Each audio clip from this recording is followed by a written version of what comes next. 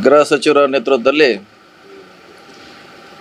ನಮ್ಮ ಸಮಾಜ ಕಲ್ಯಾಣ ಸಚಿವರಾದ ಮಾದೇವಪ್ಪನವರು, ಹಿರಿಯರಾದ ಮುನಿಯಪ್ಪನವರು,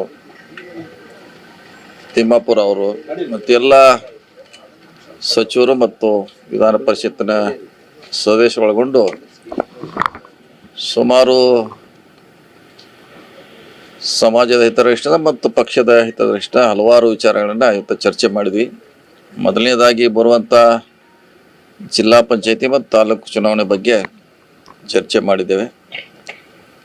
ಅದಾದ ನಂತರ ಮುಖ್ಯವಾಗಿ ಇಂಟರ್ನಲ್ ರಿಸರ್ವೇಷನ್ ಬಗ್ಗೆ ಸಾಧಕ ಬಾಧಕ ಅದಾದರೆ ಏನಾಗುತ್ತೆ, ಪರಿಣಾಮಗಳು, ಹತ್ರ ಪರವಾಗಿ ವಿರೋಧವಾಗಿ ಚರ್ಚೆ ಮಾಡುವಂಥ ಪ್ರಯತ್ನವನ್ನು ಮಾಡಿದ್ದೇವೆ.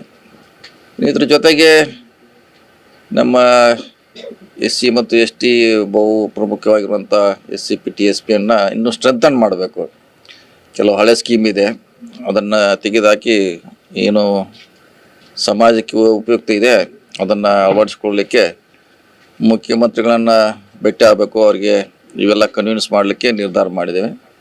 ಬಹುಶಃ ಸದನ ಆದಮೇಲೆ ನಾವು ಮುಖ್ಯಮಂತ್ರಿಗಳನ್ನ ಭೇಟಿಯಾಗಿ ಇವು 3 ವಿಷಯ ಬಗ್ಗೆ ಚರ್ಚೆ ಮಾಡ್ತೀವಿ. ಮತ್ತು ನಾವೇನು ಚರ್ಚೆ ಮಾಡಿದ್ದೀವಿ ಅದನ್ನು ಮನವರಿಕೆ ಮಾಡಿಕೊಡ್ಲಿಕ್ಕೆ ಪ್ರಯತ್ನ ಮಾಡ್ತೀವಿ.